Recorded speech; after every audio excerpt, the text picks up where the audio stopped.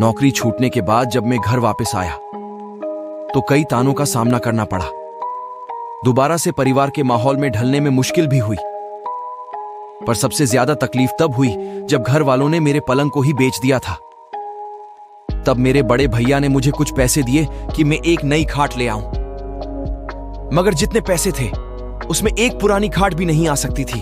दुकान पर पूछने गया तो वहां भी उतने में कुछ नहीं मिला, पर दुकान के बगल वाले घर से एक आदमी जो लगातार मुझे देखे जा रहा था बाहर निकला और बोला कि मेरे यहां पुरानी खाट पड़ी है, सस्ते में दे दूंगा।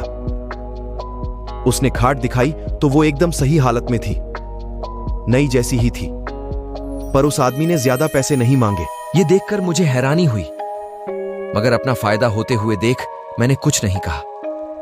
रात को खाना खाने के बाद मैंने राहत की सांस ली कि अब सोने का तो ठिकाना हुआ कम से कम।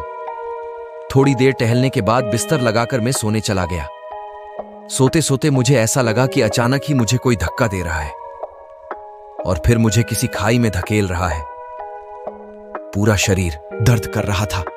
चीखते हुए मेरी नींद खुली तो मैं पसीने में लथपथ था। मुझे लगा कि कोई बुरा सपना होगा तो मैं दोबारा सोने लगा, लेकिन खाट पर लेटते ही मुझे ऐसा लगा कि कोई मेरे कंधों को जोर से जकड़े हुआ है और मेरे पैरों को किसी ने पकड़ लिया है। दोबारा से मेरा पूरा शरीर दर्द करने लगा। मैं चाहकर भी उठ नहीं पा रहा था। हैरत की बात तो यह थी कि यह कोई सपना नहीं था, सच में कोई मेरे शरीर को जकड़े हुए था। मेरी चीख सुन सभी घर वाले वहां फौरन आ गए और उतने में ही ये सब अजीब चीजें भी रुक गईं।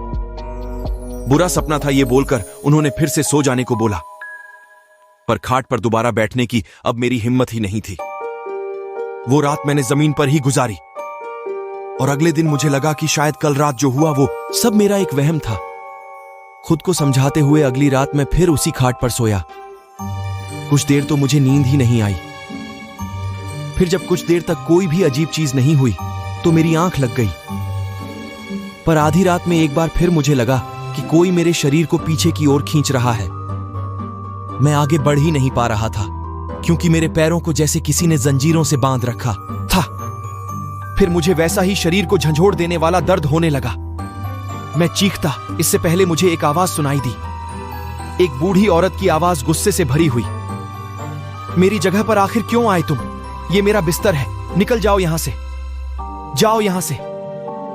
बहुत देर तक ये आवाज मेरे आसपास भटकती ही रही। फिर इतना पास आ गई कि लगा मेरे दिमाग से ही निकल रही हो, न कि बाहर से। शरीर के साथ साथ अब मेरा सर भी फटा जा रहा था।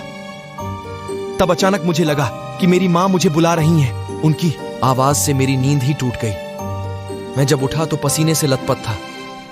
मेरी मां मेरे पास ही खड़ी थी और वो बुरी तरह से घबरा रही थी। जब मैंने अपने पैरों को देखा तो मेरे पैरों पर रस्सी और खरोंचों के निशान दिखे तो मैं भी चौंक उठा। मैं समझ गया था कि जो मैं महसूस कर रहा था वो कोई सपना नहीं था। सुबह होते ही मैंने उस खाट को उठाया और बाहर फेंक आया। कुछ देर बाद वो खाट वहां थी ही नहीं।